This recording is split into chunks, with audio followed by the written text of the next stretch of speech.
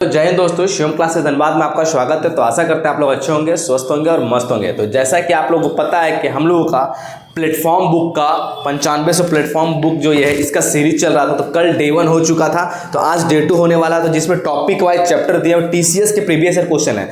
तो मैं एक चीज़ बता दूं, जो कोई भी एलपी और टेक्नीशियन की तैयारी कर रहे हैं, ये बहुत ही इंपॉर्टेंट बुक, अगर इसका साइंस आप लोगों ने खत्म कर लिया मेरे से पढ़ के इसका डिस्कशन, क्योंकि देखो इसका सॉल्यूशन इस बुक में नहीं दिया हुआ है, ठीक है। तो बहुत सारे लोग करवा भी नहीं रहे, लेकिन हम लोग इसको करवा रहे डिटेल ढंग से। हम लोग का टारगेट है इस बुक को खत्म नहीं करना, इस बुक को डिटेल ढंग से सॉल्यूशन करवा करके खत्म करना। तो मैं बता दूं यार, बहुत ही अच्छा रिस्पांस रहा। पहले वीडियो डाला था, मुझे नहीं पता था कि इतना अच्छा आप लोगों ने रिस्पांस दोगे। बहुत ही अच्छा रिस्पांस है, बहुत ही अच्छे लोगों का कमेंट आया कि बहुत अच्छा आप लोगों ने डिटेल डिस्कशन करवाया। तो इस चीज़ों को हम लोग कंटिन्यू करते रहेंगे। आप अपने साइड से चीज़ों को कंटिन्यू करना, कंटिन्यू क्या करना भाई, शेयर करते रहना चीज़ों को, ताकि लोग और जो कोई भी जिनका साइंस कमजोर है वो हो जाए। और मैं एक चीज़ बता दूँ, देखो कल का जो क्लास की होगी मैंने इतना अच्छे डिटेल ढंग में किया है कि अगर शुरू का 5 क्वेश्चन बना रहे हो ना, तो उसी का डिटेल सॉल्यूशन से अगला आपका 5 क्वेश्चन खुद ऑटोमेटिक बन जाने वाला है, ठीक है। तो ये इस डिटेल डिस्कशन का फायदा यही है। और बता दूं, कोई अगर इससे पहले साइंस किए हो नहीं किए, कोई फर्क नहीं पड़ता भाई, ये क्लास करो, आपका साइंस जो है ना डाउन लेवल पे है ना हाई लेवल पे जाने वाला, 0 to हीरो वाला क्लास होने वाला बेहतरीन ढंग से। और इस क्लास को करने से पहले जो इससे पिछले वाले क्लास नहीं किए हो वो करना, उसके बाद ये क्लास को करो तो ज़्यादा फायदा होगा, ठीक है। और चीज़ों को लिखते चलना, नोट्स करते चलना।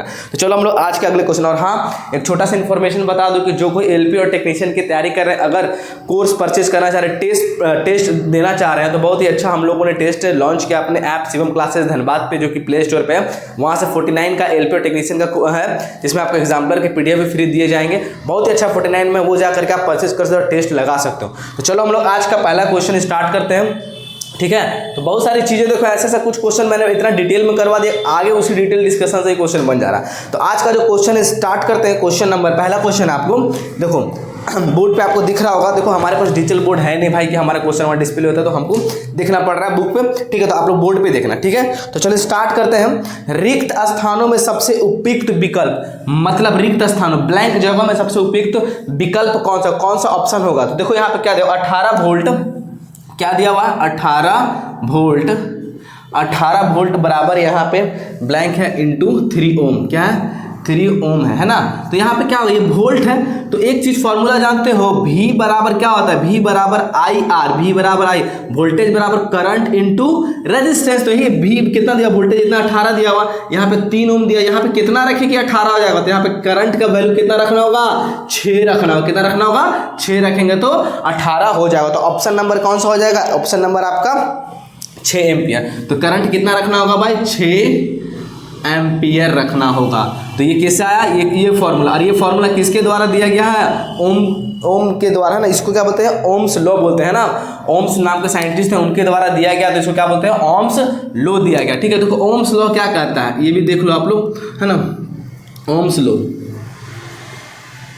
लॉ क्या कहता है, बोलता है ओम्स लॉ की एट रूम टेम्परेचर, जो किसी भी रूम टेम्परेचर पर, एट एनी रूम टेम्परेचर पे वोल्टेज डायरेक्टली प्रोपोर्शनल टू क्या होता है, करंट के, वोल्टेज करंट के समानुपाती होता है। अब यही वोल्टेज, इस समानुपाती को हटाते हैं, इक्वल का साइन लगाते हैं, तो ये जो होता है समानुपाती, ये किस में कन्वर्ट हो जाता है, आर में कन्वर्ट हो जाता है। और आई ये जो क्या है, एक तरह का कांस्टेंट होता है, ये क्या होता है, एक तरह का कांस्टेंट होता है। इसको क्या बोलते हैं हम लोग, नियतांक बोलते हैं। क्या बोलते हैं हम लोग, नियतांक। और यही नियतांक क्या है आपका, रेजिस्टेंस है, क्या है, रेजिस्टेंस है। और यही रेजिस्टेंस क्या करता है, धारा प्रवाह को विरोध करता है। It opposes the flow of current is called resistance, इसको हम लोग बोलते हैं। और इसी रेजिस्टेंस का ऐसा, तो इसी से ओम्स लॉ के द्वारा यही आया है आपका रेजिस्टेंस। तो रेजिस्टेंस एक तरह का नियतांक होता है, ओम्स लॉ के द्वारा दिया गया। अब देखो क्या बोले, ओम्स लॉ बोलता है कि वोल्टेज डायरेक्टली प्रोपोर्शनल होता है करंट के। अगर करंट का मान बढ़ाओगे, अगर वोल्टेज का मान बढ़ाओगे तो करंट का मान भी बढ़ेगा। अगर करंट का मान घटाओगे,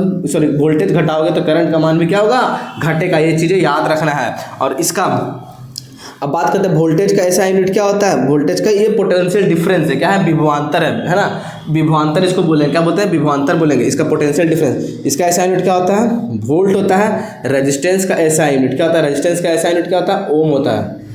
क्या होता है, ओम्स, क्योंकि ओम्स लॉ के बाद ही आया है ये, ठीक है। इसको ऐसे डिनोट करते हैं, ठीक है। ये आई करंट का ऐसा यूनिट, इसका ऐसा यूनिट क्या होता है, एम्पियर, तो जिसको ए से डिनोट करते हैं, ठीक है। तो चीज़ें ये आपका हो गया, आपको ध्यान देना है यहाँ पे, ठीक है। अब बात करते हैं आगे। इसका ऑप्शन नंबर कौन हो जाएगा 6, जिस ऑप्शन में है वो आपका राइट आंसर हो जाना। अब देखो क्वेश्चन नंबर 12 में क्या दिया हुआ, 1 वाट बराबर क्या है। तो सबसे पहले समझेंगे वाट है क्या भाई। तो वाट किसी का यूनिट है, किसका ऐसा यूनिट है, शक्ति का। कल ये सब डिटेल डिस्कशन में हुआ, देखो ये सब हो जाएगा। तो वाट किसका यूनिट है, शक्ति का। तो देखो शक्ति बराबर क्या होता है, शक्ति मतलब क्या, पावर। क्या होता है, पावर। पावर बराबर क्या होता है, वर्क अपॉन टाइम। क्या होता है, वर्क बाई टाइम, है ना। अब देखो यहाँ पे वर्क का ऐसा यूनिट क्या होता है, जूल। टाइम का ऐसा यूनिट क्या होता है, सेकंड। तो क्या हो गया, जूल पर सेकंड। क्या होगा, जूल पर सेकंड इसको बोलेंगे, ठीक है, जूल पर सेकंड। तो 1 जूल पर सेकंड किस ऑप्शन में दिया हुआ भाई, 12 का डी। तो ये ऑप्शन नंबर डी आपका राइट आंसर हो जाएगा, शक्ति। अब इसको देखो कैसे बोलता है, पूछेगा ना, 1 वाट बराबर पावर कैसे है, इसी जूल पर सेकंड को क्या बोलते हैं, इसी जूल पर सेकंड को बोलते हैं हम 1 वाट बोल सकते हैं। क्या बोलते हैं इसको, वाट बोलते हैं। अब पूछेगा 1 वाट बराबर क्या होगा। तो देखो 1 वाट बराबर कैसे लिखेंगे, 1 जूल बाई 1 सेकेंड। इसको ऐसे 1 वाट को कैसे डिनोट करेंगे, मतलब 1 सेकंड में 1 जूल का काम किया गया, उसी को क्या बोलते हैं हम लोग, 1 वाट बोलते हैं। और वाट को क्या बोल सकते हैं, जूल पर सेकंड। और एक देखो ऐसे नॉर्मल वाट बोलेंगे तो क्या होगा, जूल पर सेकंड, है ना। 1 वाट, अब बात करते हैं 1 वाट अगर बोला तो 1 सेकंड में कितना जूल, 1 जूल काम किया गया, उसी को क्या बोलते हैं, 1 वाट बोलते हैं। तो ये हो गया आपका, ठीक है, शक्ति का ऐसा यूनिट हो गया। चलो अब शक्ति का इस तरह आप लोग बना सकते हो, न्यूमेरिकल से आएगा तो वर्क का वैल्यू यहाँ रख देना, यहाँ पे टाइम का। अब देखो इसको और इलेबोरेट कर सकते हो, वर्क बराबर क्या होता है, फोर्स इनटू डिस्प्लेसमेंट। टाइम तो यहाँ पे है ही, ठीक है, टाइम की जगह टी, तो ये भी होगा। अगर फोर्स के टर्म में दिया था, फोर्स लिख सकते हो कितना न्यूटन दिया हुआ है। फिर इसको और इलेबोरेट कर सकते हैं, फोर्स को क्या कर सकते हैं, mass into acceleration, m into a, force को लिख सकते हैं। फिर यहाँ पे क्या होगा, डिस्प्लेसमेंट है, दूरी है ना, ये टी, ऐसे कर सकते हैं। तो ये अगर वर्क टाइम दिया था इसे बना देना, फोर्स के टर्म में दिया था इसे बना देना, मास के टर्म में दिया तो इसको ऐसे बना देते, इस तरह बना, इसको नोट्स कर लो भाई, ठीक है। तो इसको क्या हो जाएगा, 1 जूल पर second, D number is the right answer, ठीक है। चलो हम लोग आगे के क्वेश्चन में चल रहे हैं। अब देखो भार का ऐसा यूनिट क्या है, भार देख लो, इसका कुछ तो भार होगा। देखो 2 चीज होता है, एक भार होता है, समझो यहाँ पे, एक भार को क्या बोलते हैं हम लोग, वेट। भार, एक भार होता है और एक द्रव्यमान होता है। क्या होता है, एक द्रव्यमान मतलब मास। दोनों में डिफरेंस, बेसिक डिफरेंस क्या, भार जो है ना एक प्रकार का क्या है, बल है। कैसे बल है, W बराबर m इंटू जी। तो देखो m क्या हो गया, मास, द्रव्यमान है, g मतलब एक्सेलरेशन, गुरुत्वीय त्वरण। तो E एक तरह का बल है, ठीक है। अब बल है तो इसको कैसे डिनोट करते हैं, बल का ऐसा यूनिट क्या होता है, न्यूटन होता है। तो इसी तरह वेट का भी ऐसा यूनिट क्या होगा आपका, न्यूटन हो जाएगा। और ये द्रव्यमान का ऐसा यूनिट क्या होता है, kg। समझ में आ रहा है कि नहीं आ रहा। देखो भार क्या होता है ना, पृथ्वी के द्वारा किसी चीज पे 9.8 मीटर पर सेकंड त्वरण से इसको खींच रहा है और उसका मास कितना है, ठीक है, उसको गुना कर देंगे तो ये भार आ जाता है। और द्रव्यमान क्या है, किसी भी चीज में, कोई भी पदार्थ में कितना उसमें क्वांटिटी भरा हुआ, उसी को क्या बोलते हैं, द्रव्यमान, ठीक है, याद रखना। तो द्रव्यमान ज्यादा होगा कि भार ज्यादा होगा, देखो यहाँ पे द्रव्यमान में खाली m है, द्रव्यमान में खाली क्या m है, और यहाँ पे क्या g से इंटू हुआ है, तो भार किसी चीज का ज्यादा होता है, ठीक है। हम लोग का भार ज्यादा होता है द्रव्यमान के कंपेयर में। और द्रव्यमान जो ओरिजिनल चीज, उसके अंदर क्वांटिटी जो फुल, इसको क्या बोलते हैं हम लोग, द्रव्यमान बोलते हैं। बेसिक से डिफरेंस है, ठीक है, ये आपको ध्यान देना है। तो द्रव्यमान, भार का फॉर्मूला क्या था, m इंटू जी होता है। ये एक तरह का क्या बल है, जिसका ऐसा यूनिट भी क्या होगा, न्यूटन होगा। अब देखो क्वेश्चन नंबर, भार का ऐसा यूनिट क्या, केजी तो नहीं होगा, केजी किसका ऐसा यूनिट है, द्रव्यमान का है, न्यूटन होगा, है ना, याद रखना न्यूटन होगा। डाइन क्या है, डाइन किसका है, बल का ऐसा यूनिट है, बल का सीजीएस यूनिट, फोर्स का सीजीएस यूनिट क्या है, डाइन है ना, ये याद रखना है, ठीक है। अब 1 न्यूटन बराबर 1 न्यूटन बराबर 10 टू द पावर 5 डाइन होता है, ये भी याद रखना है, ठीक है। आपको ये सब ध्यान देना चीज़ें, ठीक है। चलो हम लोग अपने आगे, ये एलपी में आया क्वेश्चन है, ठीक है। अब अपना आगे क्वेश्चन चलते हैं। यहाँ पे आगे का क्वेश्चन, 1 नैनोमीटर, ठीक है, 1 नैनोमीटर बराबर क्या होता है, ठीक है। तो देखो 3 चीजें मैं समझाऊंगा, पीको, नैनो और माइक्रो। पीछे क्वेश्चन आया था, पीको, नैनो, माइक्रो, ठीक है, पीको, नैनो, माइक्रो, याद रखना। पीको मतलब क्या, 10 टू दी पावर -12, ये स्मॉलेस्ट यूनिट। नैनो मतलब 10 टू दी पावर -9, माइक्रो मतलब 10 टू दी पावर -6, ठीक है। याद रखना। अब पीको क्या पोजीशन, ये स्मॉलेस्ट यूनिट है, ये क्या है सबसे छोटा, माइनस में ना है, स्मॉलेस्ट है, ठीक है। अब ये बिगेस्ट यूनिट की बात करें तो पीको का उल्टा क्या होगा, पीको का टेरा, पीको का क्या होगा, है ना, पीको का होता है शायद टेरा ही होता है, देख लेते हैं ना, पीको का आपका टेरा होगा, पीको का टेरा, नैनो का गीगा, पीको का टेरा, टेरा में क्या होगा माइनस है तो यहाँ +12 हो जाएगा, ठीक है।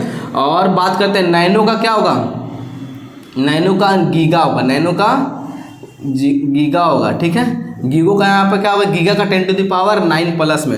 माइक्रो है यहाँ पे माइक्रो है तो यहाँ पे क्या हो जाएगा आपका माइक्रो का आपका हो जाएगा मेगा, माइक्रो यहाँ पे तो क्या हो जाएगा मेगा, माइक्रो का मेगा 10⁻6 याद रखना।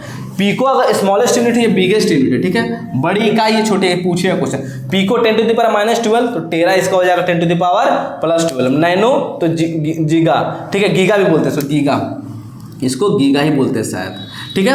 10⁻−9 तो नैनो छोटा हो गया, पार्टिकल्स तो नैनो पार्टिकल छोटा पार्टिकल, गीगा हो गया इसका प्लस बड़ा वाला, ठीक है। माइक्रो 10⁻6 तो मेगा हो गया 10⁻6, मेगावाट बिजली बड़े, ठीक है। तो ये आपको ध्यान देना है, ठीक है। बात करते हैं आप लोग, अब चलो आगे का क्वेश्चन देखो, ठीक है। आगे का क्वेश्चन क्या है यहाँ पे, आगे का क्वेश्चन है यहाँ पे आपका, आगे का क्वेश्चन ये एलपी में आया क्वेश्चन है, क्या है आपका एलपी में आया हुआ क्वेश्चन है, ठीक है। अब आगे वाला क्वेश्चन देखो, सब प्रीवियस ईयर क्वेश्चन है, ये हो गया, तो इसका क्या आंसर, 1 नैनोमीटर तो क्या होगा 10⁻−9, ऑप्शन नंबर बी 14 का क्या हो जाएगा, B is the right answer हो जाएगा आपका। अब आगे वाला क्वेश्चन देखो, फास्फोरस की परमाणुकता क्या है, ठीक है, ऑप्शन नंबर बी इसका राइट आंसर।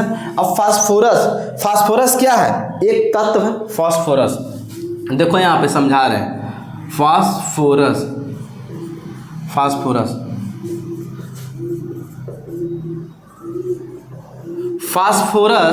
है ना, फास्फोरस को किससे डिनोट करते हैं, पी से डिनोट करते हैं, क्या चीज से डिनोट करते हैं, पी से डिनोट करते हैं। तो फास्फोरस एक प्रकार का क्या है, एक प्रकार का तत्व है, क्या है, एक प्रकार का तत्व है, इंग्लिश में क्या बोलेंगे एलिमेंट, है ना, एक प्रकार का तत्व है। फास्फोरस का परमाणु संख्या, एटॉमिक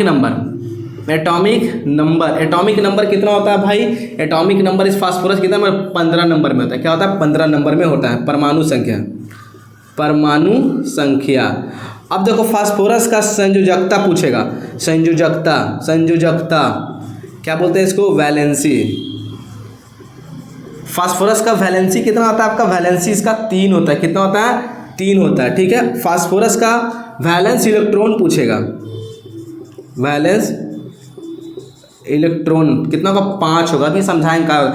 संयोजकता मतलब जो रासायनिक अभिक्रिया में भाग ले, या तो लेगा या तो देगा, ठीक है, तो ये 3 लेता है, ठीक है। और ये वैलेंसी इलेक्ट्रॉन्स किसको बोलते हैं, संयोजन क्षमता,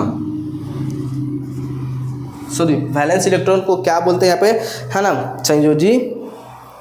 संयोजकता हो गया यहाँ पे, संयोजी इलेक्ट्रॉन क्या बोलेंगे, संयोजी इलेक्ट्रॉन, याद रखना संयोजी इलेक्ट्रॉन। ये क्या होता है, लास्ट ऑर्बिट में कितने मौजूद है, इसको वैलेंस इलेक्ट्रॉन। संयोजकता मतलब जो कि कितना आपका पार्टिसिपेट कर रहा लेने या देने में, ठीक है, ये हो गया। अब बात करते हैं यहाँ पे इलेक्ट्रॉनिक कन्फिग्रेशन,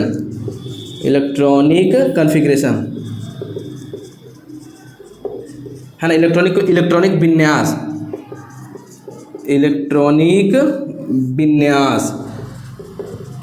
विन्यास कितना होता है, फास्फोरस 15 नंबर, पहले 2 दे दो, पहली कक्षा में 2 इलेक्ट्रॉन, फिर उसके बाद 8 बच कितना गया 5, तो देखो लास्ट कक्षा में कितना होता है 5 होता है, तो उसी को क्या बोलते हैं वैलेंस इलेक्ट्रॉन।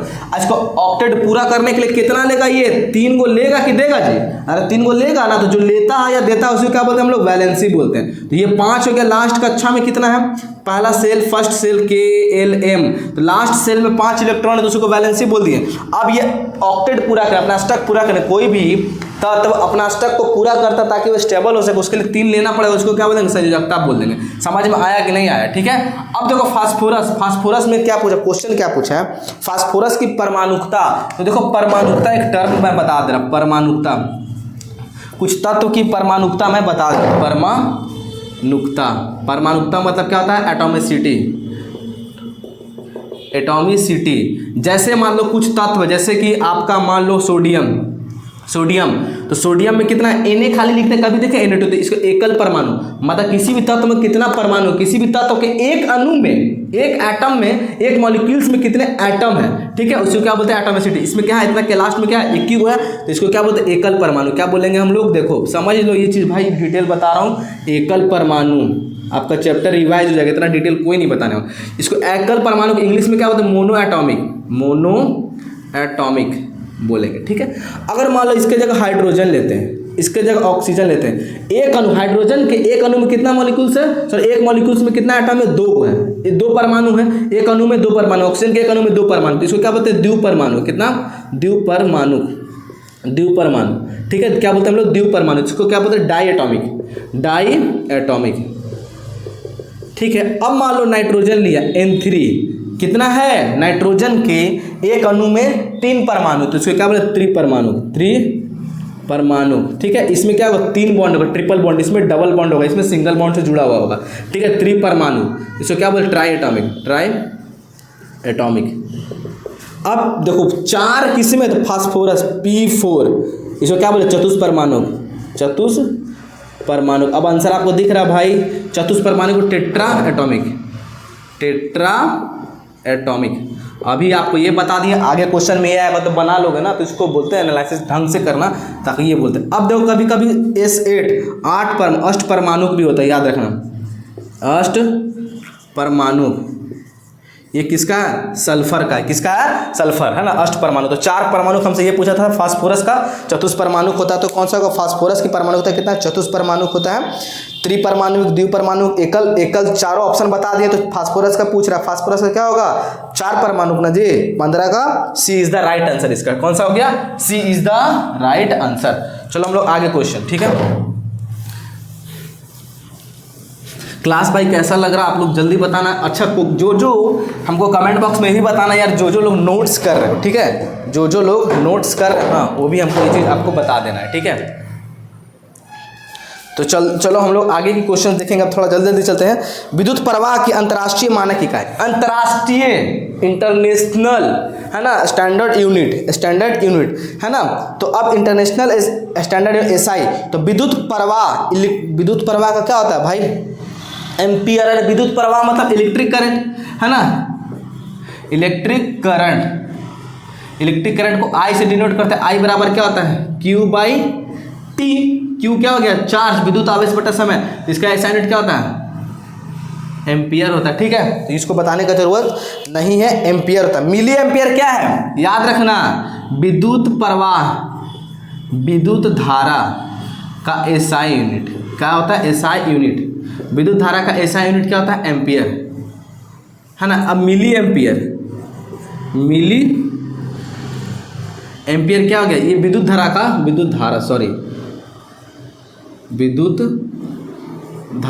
विद्युत धारा का ही इलेक्ट्रिक करंट का स्मॉल यूनिट का बात करेंगे, छोटी इकाई, स्मॉल यूनिट को क्या है आपका, मिली एम्पियर। क्या है आपका, मिली एम्पियर, ठीक है।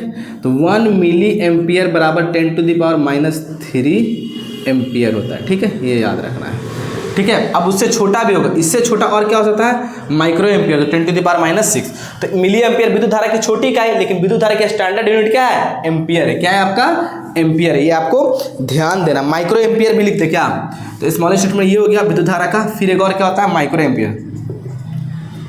एम्पियर, माइक्रो छोटा यूनिट है, विद्युत धारा का एकदम कम विद्युत धारा जहाँ जा रहा है उसको मापने के लिए ना, माइक्रो एम्पियर, है। तो 1 माइक्रो एम्पियर को ऐसे लिखते हैं, म्यू, माइक्रो एम्पियर बराबर 10⁻⁻। माइक्रो में क्या होता है, 6, अभी बताया था ना, माइक्रो में क्या होता है भाई, यहाँ पे आपका 6 होता है, ठीक है, 10⁻�6 एम्पियर। तो ये ध्यान देना। विद्युत धारा का छोटी इकाई 2 हो गया, मिली बोला तो -3, माइक्रो क्या और छोटा बोलेगा, माइक्रो बोला 10⁻⁶, ऐसे होता है एम्पियर। तो इसका तो विद्युत प्रवाह का क्या हो जाए आपका, मानक इकाई, तो मानक स्टैंडर्ड यूनिट कौन है, एम्पियर है। बाकी वोल्ट, पोटेंशियल डिफरेंस का, विभवांतर का, विद्युत विभवांतर का वोल्टेज का, option number 20 the right answer. अब शक्ति की इकाई को क्या कहते हैं, बार बार बताएं, पिछला डिस्कशन किए हो ना, जो किए होगे ना, ये सब क्वेश्चन उड़ा रहे हो यार, ऐसे ही उड़ा रहे होगे, सब पीछे वाला डिस्कशन का ही आ रहा। शक्ति का SI यूनिट मतलब पावर, अभी बताया पावर, तो पावर का इसको बताएंगे नहीं। पावर का SI यूनिट को क्या कहते हैं, वाट कहते हैं। क्या बोलते हैं हम लोग, वाट, ठीक है, वाट बोलते हैं। P बराबर क्या होता है W/T। तो ऑप्शन नंबर इसका क्या हो जाएगा ए, 17 का 17 सॉरी इसका ऑप्शन नंबर आपका इस क्वेश्चन का ए इज द राइट आंसर हो जाएगा। ठीक है, अब बात करते हैं जॉल। जॉल नहीं है, जूल है। तो जूल किसका ऐसा यूनिट है? कार्य और ऊर्जा का ऐसा यूनिट जूल होता है। न्यूटन किसका? बल का ऐसा यूनिट है। पास्कल किसका? दाब का ऐसा यूनिट है। ठीक है, याद रखना। चलो अपना अगला क्वेश्चन की ओर देखो। निम्नलिखित में से किसकी इकाई ऊर्जा की इकाई के समान है? मतलब किसका इस यूनिट है ना? विच ऑफ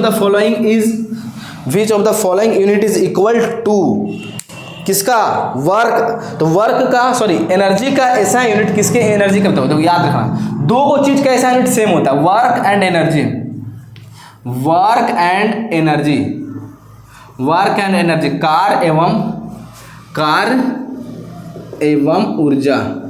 कार्य एवं ऊर्जा दोनों का ऐसा यूनिट क्या होता है आपका? सेम होता है। क्या होता है? जूल होता है। क्या होता है? जूल। अब देखो कार का फॉर्मूला W बराबर क्या होता है? W बराबर है ना, वर्क बराबर क्या होता है? W बराबर क्या होता है? कार फोर्स इंटू डिस्प्लेसमेंट, बल गुना विस्थापन, W बराबर F इंटू S, ये बोलते हैं फॉर्मूला। ठीक है, याद रखना। अब एनर्जी, तीन चीज, एनर्जी बराबर क्या होता है? Power into time. ठीक है, एनर्जी, इलेक्ट्रिकल एनर्जी, ई बराबर क्या होगा? P इंटू टी बोल सकते हैं यहाँ पे। शक्ति भी लिखवाई दे क्या? चलो शक्ति बराबर है ना। तो ये दोनों का ऐसा यूनिट क्या होगा आपका? दोनों का ऐसा यूनिट क्या होता है आपका? जूल।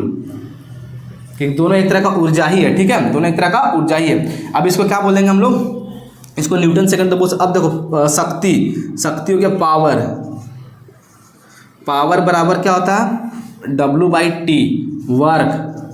Work by time. देखो पावर और work by time, work time का डिवाइड लग गया तो पावर, टाइम गुना में लग गया तो एनर्जी। ठीक है, तो इसको क्या बोलेंगे? Work by time. अब देखो इसका क्या ऐसा यूनिट होता है? पावर का हो गया, इसका ऐसा यूनिट होता है, इसको क्या बोलते हैं? वाट होता है। वर्क बाय टाइम बराबर क्या होता है? P बराबर W/T। ये फॉर्मूला भी देख लो आप लोग, है ना। इसका ऐसा यूनिट क्या होता है? वाट। क्या होता है? वाट होता है। ठीक है, ये आपको ध्यान देना है। ठीक है, तो चलो लिख लो इसको फॉर्मूला। तो देखो वर्क और एनर्जी का ऐसा यूनिट दोनों का क्या होता है? सेम, जूल ही होता है। ठीक है, कितना जूल काम किया गया, कितना ऊर्जा निकला, ये सब बोलते हैं ना। तो ये ध्यान देना किसका होगा?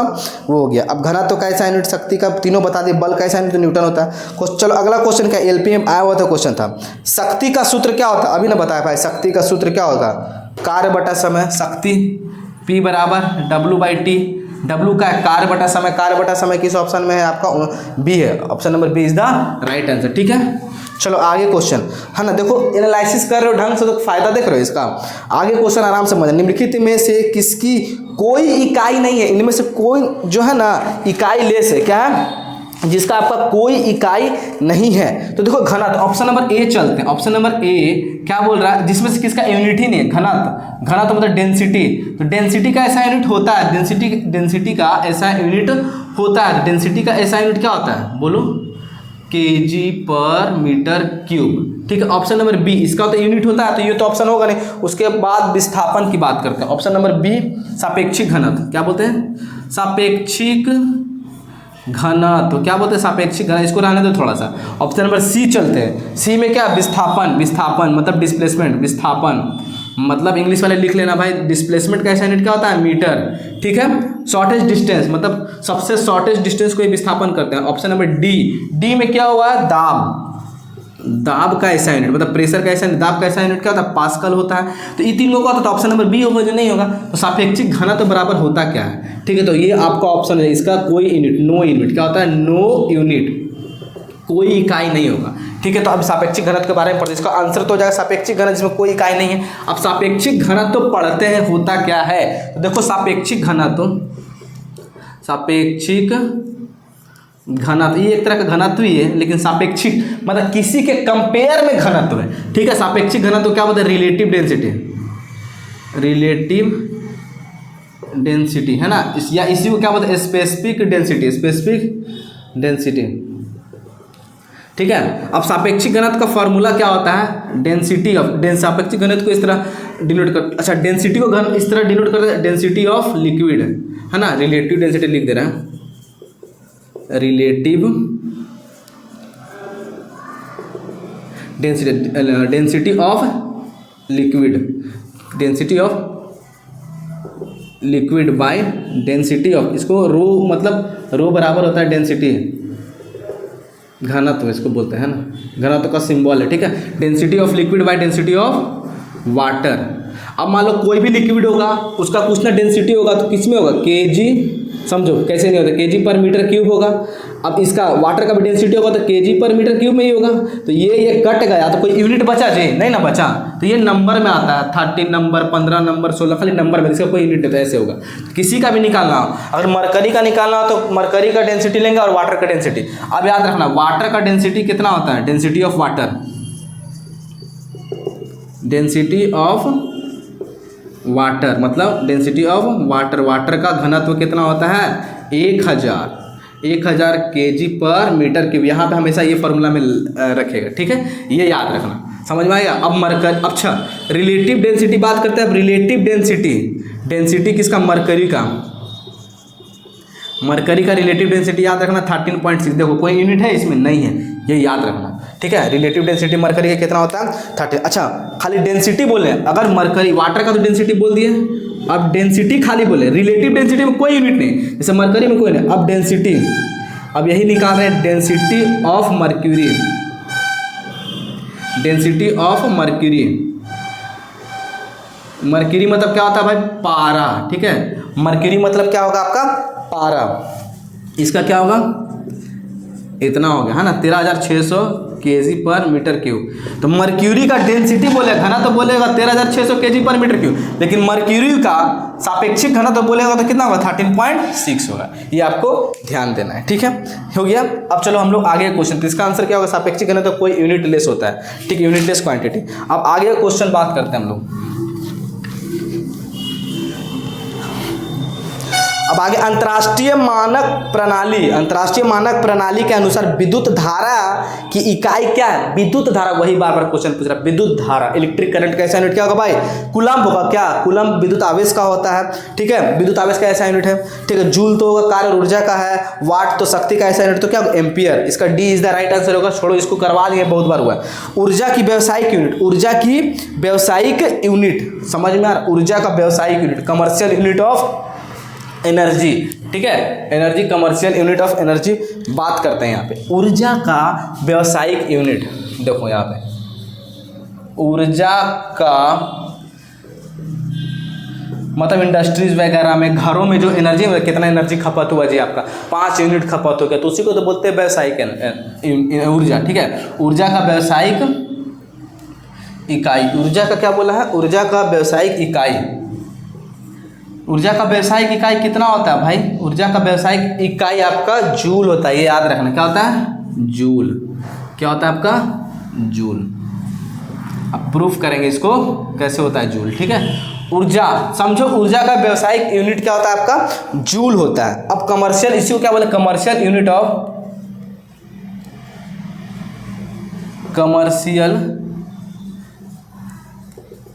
ऑफ एनर्जी, ऐसे, ठीक है, commercial unit of energy. Energy बराबर क्या होता है, पावर इनटू टाइम। एनर्जी बराबर क्या होता है आपका, पावर इनटू टाइम। तो एनर्जी हमेशा किस में होता है, 1 किलोवाट में होता है। क्या होता है, एनर्जी जो होता है 1 किलोवाट आवर होता है। पावर को क्या होगा, पावर को शक्ति या वाट में है तो बिगेस्ट यूनिट किलोवाट, टाइम को आवर, तो ये कितना, 1 किलोवाट एनर्जी। इसी 1 किलोवाट एनर्जी को क्या बोलते हैं हम लोग, 1 जूल। क्या बोलते हैं, 1 जूल बोलते हैं हम लोग, याद रखना। तो ऊर्जा का व्यावसायिक यूनिट जूल बोलो चाहे किलोवाट आवर बोलो, ठीक है। तो ये फॉर्मूला हो गया, ठीक है। अब 1 किलोवाट बराबर 1 जूल होता है। अब समझो इसको कैसे होगा, 1 किलोवाट बराबर 1 जूल होगा। अब यहाँ पे देखो, यहाँ पे समझने से पहले इसको थोड़ा सा और इसको अच्छे से समझ रहे हैं हम लोग। 1 किलोवाट को कैसे लिख सकते हैं, 1000, किलो को 1 किलो में 3 को 0, वाट आवर, ये भी बोल सकते हैं। 1 किलोवाट आवर को इतना बोल सकते हैं, 1000 वाट आवर। अब देखो 1000 तो है ही, वाट तो है ही, आवर को सेकंड में बदल देंगे, 3600 सेकंड कितना होगा, 1000 गुना 3600 सेकेंड, क्या होगा 3600 वाट सेकेंड, 3600 वाट सेकेंड, ठीक है। तो कितना होगा 36 पे 3 2 5, 3 4 5 वाट सेकेंड। इसी को क्या कर सकते हैं 3.6 इंटू 10⁻6 वाट सेकेंड। इसी को क्या बोलते हैं हम लोग 1 जूल, क्या बोलते हैं 1 जूल बोलते हैं। और यही हो गया 1 यूनिट के बराबर कहलाता है 1 जूल या 1 यूनिट। समझ में आ रहा था 1 यूनिट में इतना जूल होता है, इतना वाट सेकंड या जूल हम लोग बोल सकते हैं, ठीक है। इतना वाट सेकंड को 1 जूल बोलते हैं, ठीक है। ये इतना जूल हम लोग बोल सकते हैं, ठीक है। अब बात करते हैं यहाँ पे 1 यूनिट बराबर, तो इसी को बोलेंगे क्या 1 यूनिट बराबर भी एक इतना होगा 1 जूल, और 1 जूल में कितना 3.6 इंटू 10⁻6 वाट सेकेंड, ठीक है, याद रखना। अब बात करते हैं खपत ऊर्जा निकालने का विधि कैसे। जैसे मान लो घर में 4 गो बल्ब जल रहा था, कितना ऊर्जा खपत हो रहा था, खपत ऊर्जा कंज्यूम एनर्जी बराबर क्या वाट इंटू टाइम को बस 1000 से डिवाइड दे दीजिए, कितना से 1000 से। कितना बल्ब जल रहा, बल्ब का पावर लिख दिए, कितना घंटा के लिए जला 1000 डिवाइड दिए, इसमें निकल जाएगा इतना यूनिट, ठीक है। तो ये चीज़ आप लोग नोट कर लो, है ना। तो शक्ति का ऐसा यूनिट क्या होगा, ऊर्जा का व्यवसायिक यूनिट क्या होगा जूल होगा, ठीक है, याद रखना। किलोवाट घंटा क्या बोलेंगे, सॉरी बार बार हम बोलते हैं जूल यार, इसका क्या होगा आपका किलोवाट घंटा, इसका आंसर क्या होगा किलोवाट आवर होगा शक्ति का, ठीक है। ऊर्जा का यूनिट जूल होगा, इसको क्या बोलते हैं व्यवसायिक यूनिट किस में मापते हैं किलोवाट आवर में मापते हैं, याद रखना किलोवाट आवर में मापते हैं, ठीक है। ये हो गया आपका। अब बात करते हैं आगे क्वेश्चन नंबर, देखो वाट घंटा तो नहीं होगा, किलोवाट तो होगा नहीं, किलोवाट घंटा को क्या बोलते हैं हम लोग जूल भी बोलते हैं, ठीक है। तो इसका ऑप्शन नंबर डी हो जाएगा, ठीक है। अब बात करते हैं अगला क्वेश्चन, देखो हम लोग क्या, देखो क्या बोल रहा है त्वरण की बीमाएँ क्या होती है, बीमाएँ मतलब डायमेंशन, देखो एक यूनिट होता है, एक बीमा इकाई होती है, ठीक है। त्वरण बराबर होता क्या है, एक्सेलरेशन बराबर ए बराबर क्या होता है v minus you by T. भी क्या है आपका u, पहले u आता है ना, तो u क्या प्रारंभिक वेग, v क्या आपका अंतिम वेग, initial velocity final velocity, t क्या आपका टाइम, ठीक है। अब एक्सेलरेशन का SI unit metre per second square कैसे होगा, देखो ये क्या एक तरह का वेग ही है ना, फाइनल वेग है, तो इसका क्या होगा मीटर पर सेकंड, यहाँ टाइम का भी सेकंड, ठीक है। तो क्या होगा मीटर पर सेकंड स्क्वायर, या इसको मीटर सेकंड इनवर्स 2 लिख सकते हैं, ठीक है। अब देखो बात करते हैं यहाँ पे बीमा बोला है, बीमा डायमेंशन यूनिट, इसका डायमेंशन यूनिट क्या होगा, तो मीटर है ना, याद रखना। अगर कोई चीज़ क्या बोलते हैं लेंथ को, डायमेंशन में लेंथ को क्या चीज़ से एल से डिनोट करते हैं, ठीक है। लेंथ को, लंबाई को एल से, मास को द्रव्यमान को एम से, ठीक है। टाइम को टी से, लेंथ मतलब लंबाई लिख दे रहे हैं, लंबाई को निकाल सकते हो, ये द्रव्यमान को मास को, ये से टाइम को समय को। अब देखो इसका बीमा यूनिट कैसे निकालेंगे, इसको समझो यहाँ पर। अब देखो मीटर है ना, ये क्या मीटर क्या लंबाई एल के हुआ है, एक हुआ है तो 1 कर दो, यहाँ पे बाई नहीं होता है, ठीक है, इस तरह नहीं होगा। अब सेकंड क्या है, टाइम है, सेकंड क्या होगा टाइम टी है, तो बटे में ना तो -2, लेकिन भाई द्रव्यमान है क्या इसके पास, नहीं है, तो इसको क्या करेंगे पहले MLT लिखते हैं, पहले चलता है क्या सिर्फ MLT, तो L तो है एगो, T तो -2 लिख दिए, -2 क्योंकि नीचे था, और M कितना है मास है क्या इसके पास, नहीं तो 0, क्या होगा M0L1T-2, ठीक है। M0L1T-, तो आगे पीछे करके दिया हुआ है। अब अच्छा इसको ऐसे कर दिया गया है LT M0 किस में है, देखो यहाँ पे पहले L को लिखा था, L एगो, फिर उसके बाद M को लिखा है M0T-2, तो किस में है 1 - 2, ऑप्शन नंबर बी आपका राइट, सॉरी ऑप्शन नंबर 1 है ना M0T-2 L1, हाँ ठीक है, ये ऑप्शन नंबर आपका बी इज द राइट, ये डायमेंशन यूनिट हो गया, बीमा इकाई होगी डायमेंशन यूनिट है ना, बीमा इकाई इसका ये ऐसे नॉर्मल ऐसे ही हो गया, ठीक है, मीटर पर सेकंड स्क्वायर, ठीक है, याद रखना। चलो अब बात करते हैं आगे संवेग, ठीक है, ये समझ में आ गया आप लोगों को।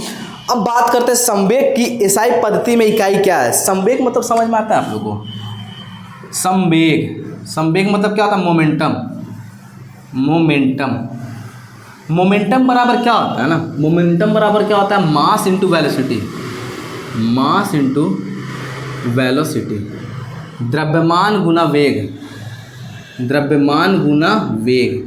मतलब इसका मास का ऐसा यूनिट क्या होता है, केजी, ठीक है, गुना वेलोसिटी का ऐसा यूनिट क्या होता है, मीटर पर सेकेंड। क्या होता है वेलोसिटी का, मीटर पर सेकेंड। तो क्या हो गया, केजी मीटर सेकेंड -1 भी बोल सकते हैं कि, या केजी मीटर पर सेकंड ये भी बोल सकते हैं, ठीक है।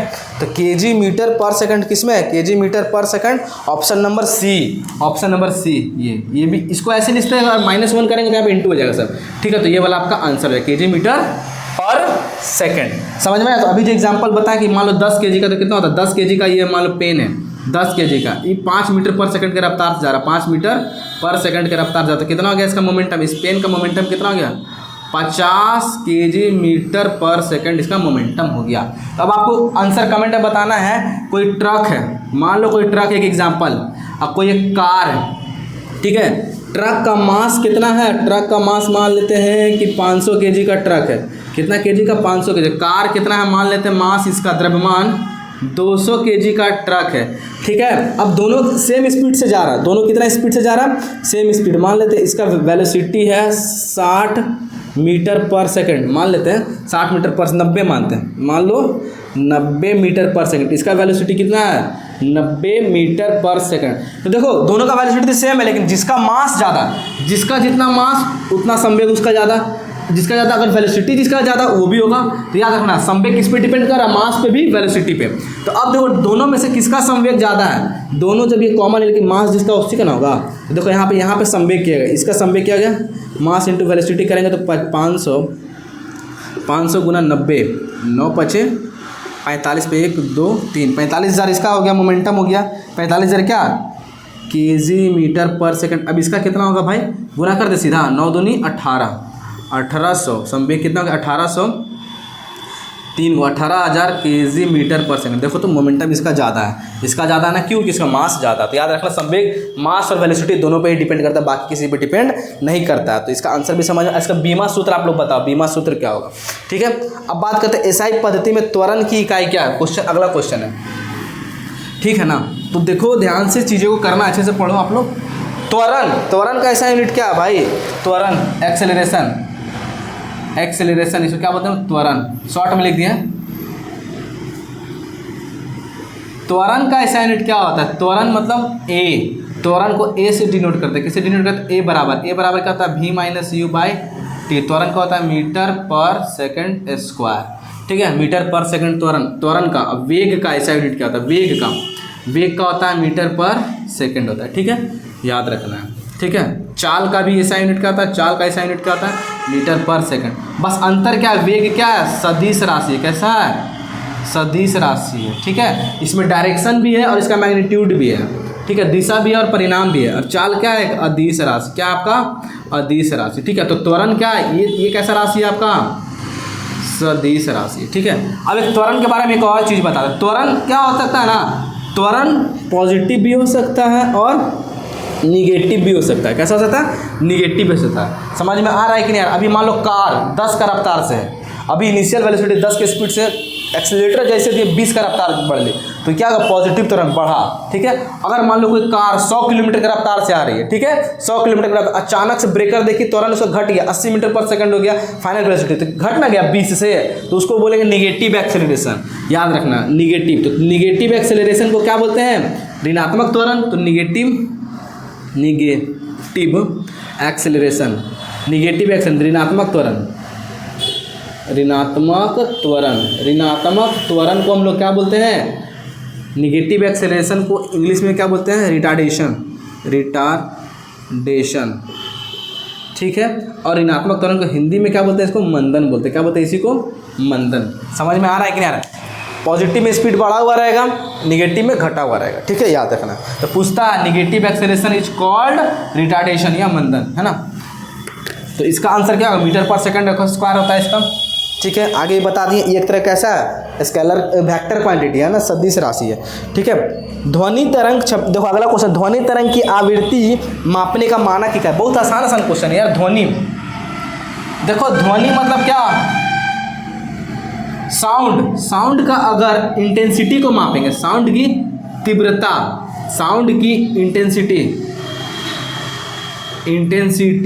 या इंटेंसिटी को क्या बोलते हैं, तीव्रता, सॉरी ये बार बार गलत हो जा रहा है ना, तीव्रता, साउंड की इंटेंसिटी या तीव्रता को क्या चाहिए, डेसिबल में मापते हैं, ठीक है। लेकिन साउंड का स्पीड को देखो याद रखना, साउंड का स्पीड मतलब चाल को क्या चीज़ में मापते हैं, मीटर पर सेकंड, चाल का ऐसा यूनिट। अब बात करते हैं साउंड की आवृत्ति को, साउंड की तरंग की आवृत्ति को मापते हैं क्या चीज़ में, हर्ट्ज में। क्या चीज़ में, हर्ट्ज। आवृत्ति मतलब क्या, तो फ्रीक्वेंसी। तीन चीज़ याद रखना इंपॉर्टेंट है। और साउंड होता है, साउंड का आवृत्ति तीन तरह का आवृत्ति होता है, हर्ट्ज है ना, तो हर्ट्ज के आधार पर साउंड का तीन तरह का होता है, याद रखना, पहला, दूसरा, तीसरा। ये डिस्कशन में बताया है, इंफ्रासोनिक, अल्ट्रासोनिक और ऑडिबल साउंड, ठीक है। 20,000 एडजस्ट से कम इंफ्रासोनिक वो बोला, तीनों बता दिए, तो इसका जरूरत नहीं। तो ध्वनि तरंग की आवृत्ति किस में मापते हैं, हर्ट्ज में। किस में मापते हैं हम लोग, हर्ट्ज में मापते हैं। 26 का बी यही ना होगा, हर्ट्ज, आवृत्ति हर्ट्ज में मापते हैं, ठीक है। साउंड के बारे में डिटेल इसका बताया है पिछले वाले क्लास में, देख लेना जो नहीं देखे होगे, ठीक है। एक पिकोमीटर बराबर क्या होगा, एक पिकोमीटर, तो अभी ना बताएं, एक पिकोमीटर 10 टू दी पावर 12 क्या होगा आपका, 10 टू दी पावर -12 होगा, सॉरी -12 मीटर, ठीक है, ये याद रखना, -12 मीटर होगा एक पिकोमीटर। अब यहाँ पे आपका बात करें पिको, प्लस में कब होगा, अगर 10 टू दी पावर ये +12 मीटर हो गया तो टेरा हो गया, है ना, टेरा मीटर, एक टेरा, ठीक है, याद रखना। मेगा ये सब बता दिए, पीछे वाला में पहले क्वेश्चन में बताया है, इसको देख लेना आप वहाँ भी, ठीक है। अब आगे बात करते हैं, निम्नलिखित में से कौन सी भौतिक मात्राओं में कोई इकाई नहीं है, किसका कोई इकाई नहीं, तो ऑप्शन ही तो बता दिया अभी क्वेश्चन। घनत्व का ऐसा यूनिट होता है, ऑप्शन नंबर बी देखो, घनत्व का ऐसा यूनिट केजी पर मीटर क्यूब होता है। दाब का ऐसा यूनिट पास्कल होता है, ऑप्शन नंबर सी। डी में देखो संवेग का ऐसा यूनिट क्या होता है, वो भी होता है, उसका संवेग का ऐसा unit KG metre per second होता है। सापेक्षिक घनत्व का ऐसा यूनिट नो होता है, अभी बताया जैसे पहले वाला क्वेश्चन में। क्वेश्चन नंबर किस में था आपका, था ना जी, कौन सा क्वेश्चन में था, इससे पीछे वाला क्वेश्चन में तो ये था, हाँ, इससे पीछे वाला क्वेश्चन में देख लेना, ठीक है। अब बात करते हैं अगला क्वेश्चन, निम्नलिखित में से बल की इकाई, बल का ऐसा यूनिट क्या होता है, पास्कल किसका है, ऑप्शन नंबर ए से डील करते हैं। पास्कल दाब का ऐसा यूनिट है, जूल कार्य एवं ऊर्जा का ऐसा यूनिट है, वाट शक्ति का ऐसा यूनिट है, तो बच गया क्या, न्यूटन, ऑप्शन नंबर डी ये होगा, है ना। तो इसका option number D is the right answer. दो ग्रुप डी में सब आया क्वेश्चन है। दाब का ऐसा यूनिट क्या होता है, पास्कल। जो एनालिसिस मेरा करोगे ना भाई, आगे लोग क्वेश्चन तो सटा से ही बनने वाला है, ठीक है। अब बात करें निम्नलिखित में से कौन से युग्म की इकाई समान है, किसका यूनिट समान होता है, तो देखो किसका यूनिट समान है भाई, कौन सा इसमें जोड़ा है, देखो दो हंसों का जोड़ा। ऑप्शन नंबर ए क्या है, कार और ऊर्जा, कार का ऐसा यूनिट क्या होता है, जूल, और ऊर्जा का भी ऐसा यूनिट क्या होता है, जूल, तो यही ना होगा, ऑप्शन नंबर यही तो हो जाएगा, ऑप्शन नंबर ए, कार और ऊर्जा। शक्ति और दाब, शक्ति का क्या होता है, शक्ति का ऐसा यूनिट क्या होता है, वाट होता है, शक्ति का वाट होता है, दाब का पास्कल होता है। तो कार और ऊर्जा ऐसा है आपका जिसका ऐसा यूनिट दोनों का सेम होता है, ठीक है। तो कैसा लगा क्लास भाई, बताना है आप लोगों को, बाकी आगे इसको कंटिन्यू करते हैं। दबा के लाइक करो, दबा के शेयर करो, मज़ा आ रहा है तो कमेंट में बताओ कि मज़ा आ रहा है पढ़ने में। क्लास को कंटिन्यू रखिए, प्यार बढ़ा के रखो अपने साइड से। बाकी मेरा प्यार आप लोगों के प्रति हमेशा है और हमेशा रहेगा भी, ठीक है। बस अपने तरफ से कम मत करना यार, तुम कम कर दोगे तो जाहिर सी बात है मेरे तरफ से भी कम हो जाएगा, क्योंकि तालियां दोनों हाथ से बजती हैं। और ऐसा नहीं है यार, आप लोगों का प्यार बहुत मिला हमको, 30,000 सब्सक्राइबर भी हम लोग पार हो गए हैं। मज़ा आ रहा है, इतना प्यार दे रहे हो आप लोग, छोटा सा चैनल है, छोटे से लोग हैं हम लोग, इतना ज़्यादा प्यार दे रहे हो, मुझे बिलीव नहीं है। हाँ, अच्छा लग रहा है। क्लास को कीजिए आप लोग, जो कोई भी एलपी टेक्नीशियन की तैयारी करे, दिल से कर रहे हैं ना, इस क्लास को करो। मेरे पे विश्वास रखो यार कि अगर मैं साइंस आप लोगों को पढ़ा रहा हूँ तो ढंग से आपको चीज़ों को पढ़ाऊँगा, ठीक है, समझ के पढ़ाऊँगा। कुछ ऐसा नहीं कि आपको हवा में उड़ा के बात करूँगा, हर ऑथेंटिक चीज़ पढ़ाऊँगा, है ना। जो नहीं आएगा समझ में वो मैं नहीं भी बताऊँगा, समय लूँगा, लेकिन अच्छी चीज़ें से उसको डिस्कशन करूँगा। ऐसा नहीं कि ऊपर ऊपर आपको पढ़ा देना, धोखा देना। अभी यूट्यूब पे देख रहे हो फर्जीवाड़ा बहुत चल रहा है, लोग कोर्स बेच रहे हैं, ये बेच रहे हैं, मतलब कि तो वो सब चीज़ें यहाँ पे नहीं हो पाएंगी, हमसे पॉसिबल ही नहीं है, क्योंकि दिल ही नहीं करता, क्योंकि हमारा स्रोत नहीं है कि कमा करके बहुत ज़्यादा रईस बन जाना, ठीक है। ऐसे भी यूट्यूब से हम लोग का इनकम होता नहीं उतना कुछ, तो चीज़ें चल रही हैं, आप लोग सपोर्ट करो, बस कंटिन्यू चलेंगे और क्या कहें। तो चलिए रखते हैं क्लास को, अगले क्लास को कंटिन्यू रखेंगे। और एनालिसिस है ना, इसको आप लोग लिखा करो, ठीक है। ठीक है, बंद कर दीजिए।